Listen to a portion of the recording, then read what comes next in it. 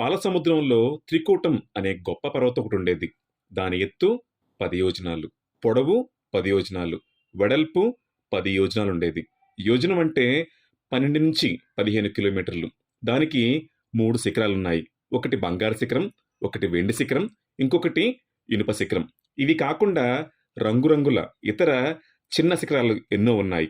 కనీ విని ఎరుగని ఎన్నో చిత్రాచిత్రమైన చెట్లు, మొక్కలు, పొదలు ఉండేవి.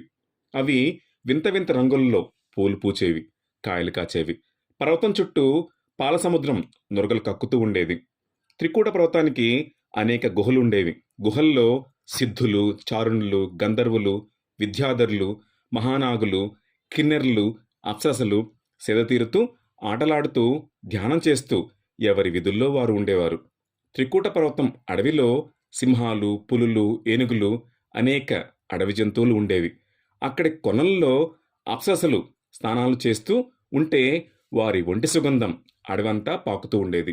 అదే కొనంలో హంసలు, చక్రవాకాలు, బెగ్గరపిట్టలు, నీటికోళ్లు, ఇంకా అనేక రకమైన వింతగొల్పే పక్షులు ఉండేవి. ఇలా అడవంతా నిత్యం కళకళలాడుతూ ఉండేది. త్రికూట పర్వతం లోయల్లో ఒక ఉద్యానవనం ఉంది. దాని పేరు ఋతుమంతం. ఇందులో దేవతాశ్రీలు ఆటలాడుతూ ఉండేవారు. త్రికూట పర్వతం పైన ఒక ఏనుగులరాజు ఉండేవాడు.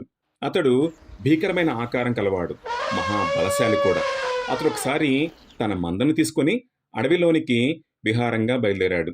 ముళ్ల పొదలను, తుప్పలను, చెట్లను, వనాలను విచ్చలవిడిగా తొక్కివేస్తూ తిరగసాగాడు. అతని వేగానికి, విసురులకి భయపడి సింహాలు, పులులు, ఖడ్గమృగాలు, ఇతర ఏనుగులు, మిగతా అన్ని రకాల క్రూరమృగాలు భయంతో తప్పుకొని పక్కకు పారిపోయాయి. అలా ఏనుగురాజు తన భార్యలతోనూ పిల్లలతోనూ కలిసి తిరిగి తిరిగి అలసిపోయాడు. పైగా అది ఎండాకాలం కావటంతో విపరీతమైన దాహం వేసింది. దాంతో జలక్రీడలాటానికై వరుణదేవుని ఋతుమంతం సరస్సు వద్దకు వెళ్ళింది. ముందుగా ఏనుగురాజు, పిల్లలు, భార్యలు, బంధు పరివారం అంతా ఆ సరస్సులో స్నానాలు చేసి నీటిని తాగి వచ్చాక ఏనుగురాజు కూడా నీటిలోనికి దిగి స్నానం చేసి నీటిని తాగాడు. అంతటితో ఊరుకోకుండా తొండంతో నీటిని తీసుకొని ఆకాశానికి అంటే విధంగా చిమ్మసాగింది. సరస్సులో అటు ఇటు పరిగెడుతూ అల్లకల్లోలం చేయసాగింది. ఆ సరస్సులో ఇతర జలచరాలు ఉంటాయన్న విషయం కూడా ఏనుగురాజుకు అప్పుడు తోచలేదు.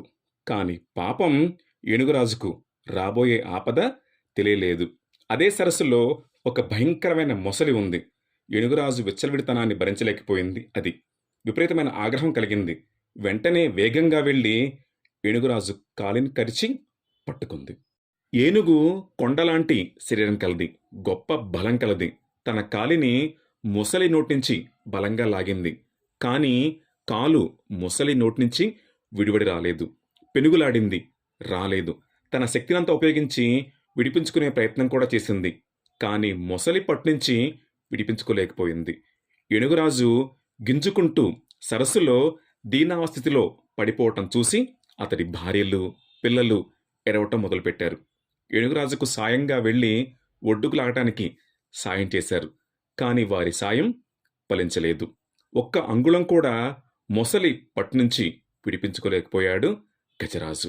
సరస్సులో ఏనుగు, ముసలి తమ తమ బలాల్ని ప్రయోగించి భయంకరంగా పోరాడసాగాయి. కొద్ది దూరం ఏనుగు లాక్కు వెళ్ళింది. తరువాత కొద్ది దూరం మొసలి కూడా లాక్కొని వెళ్ళింది. ఈ విధంగా 1 కాదు, 2 కాదు, 3 రోజులు గడిచాయి.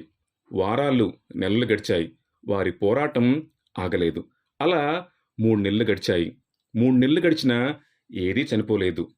కానీ ఇన్నెల్లుగా ఏనుగురాజు ఆహారం లేక ఒడ్డున జీవించాల్సింది కాస్త నీటిలో ఉండటం వల్ల చాలా అలసిపోయింది, చిక్కిపోయింది, బలం తగ్గిపోయింది.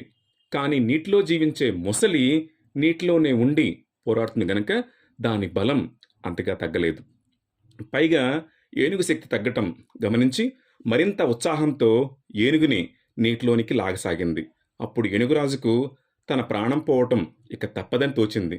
ఇక తన్ని మొసలి నోటి నుంచి తప్పించుకునే శక్తి లేదని తోచింది.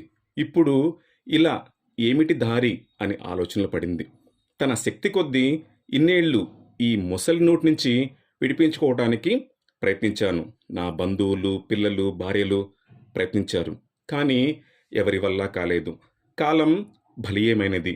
ఎంతటి వారిని కూడా తనలో కలిపేసుకొని కడతీర్చుతుంది. ఇక నాకు ఒక్కటే దారి, భగవంతుణ్ణి శరణు వేయటం.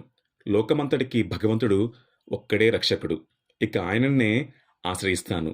అలా తనలో తాను ఆలోచించుకొని తన మనసు నిండా భగవంతుని రూపాన్ని నింపుకున్నాడు గజరాజు. భగవంతుణ్ణి కీర్తించడం ప్రారంభించాడు. యౌవనిచే జనించు జగమెవ్వని లోపల నుండు లీనమై యౌవని యందుడెందు పరమేశ్వరుడెవ్వడు మూల కారణంబు యౌవడనాది మధ్యలయుడెవ్వడు సర్వము తానైన వాడెవ్వడు వానినాత్మభవుని ఈశ్వరునే శరణంబు వేడెదన్ అంటూ భగవంతుణ్ణి ప్రార్థించింది.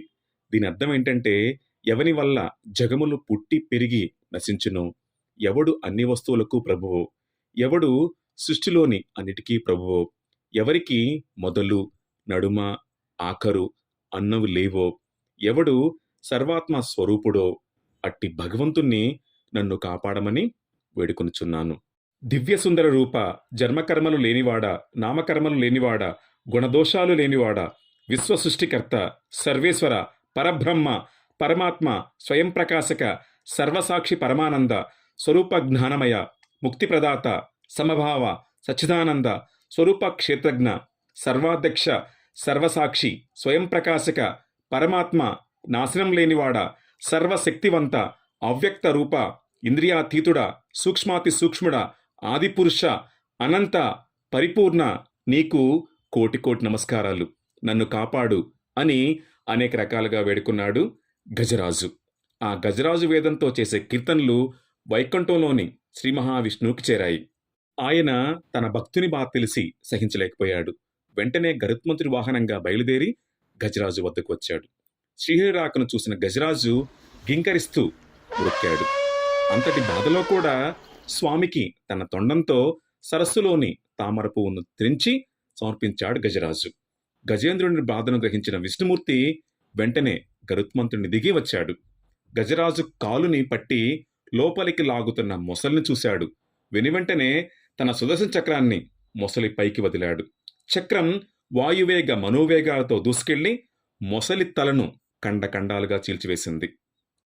దీన్నంతటినీ ఆకాశం నుంచి చూస్తూ ఉన్న ఇంద్రదేవతలు, గంధర్వులు, కిన్నెరలు, నేలమే సిద్ధులు, చారుణులు విష్ణుమహిమను కీర్తించారు. దేవదందువులు మోగసాగాయి. పూలవాన కురిసింది. విష్ణుమూర్తి సుదర్శన చక్రం చేత నరకబడిన మొసలి ఒక అందమైన గంధర్వునిగా మారి శ్రీహరిని 1000 విధాలుగా కీర్తించాడు. తరువాత తన లోకానికి వెళ్ళిపోయాడు. గజేంద్రునికి ముక్తిని కలిగించి ఎవరు నా విజయాన్ని జపిస్తారో, నేనే సర్వం అని గ్రహించి వేడుకుంటారో వారి యందు నేనెల్లప్పుడూ ఉంటాను అని చెప్పి అక్కడి నుంచి వైకుంఠం వెళ్ళిపోయాడు శ్రీ మహావిష్ణువు. ఈ విధంగా పరీక్షిత్ మహారాజుకు గజేంద్ర మోక్షం కథను వినిపించాడు శ్రీ సుఖ మహర్షి.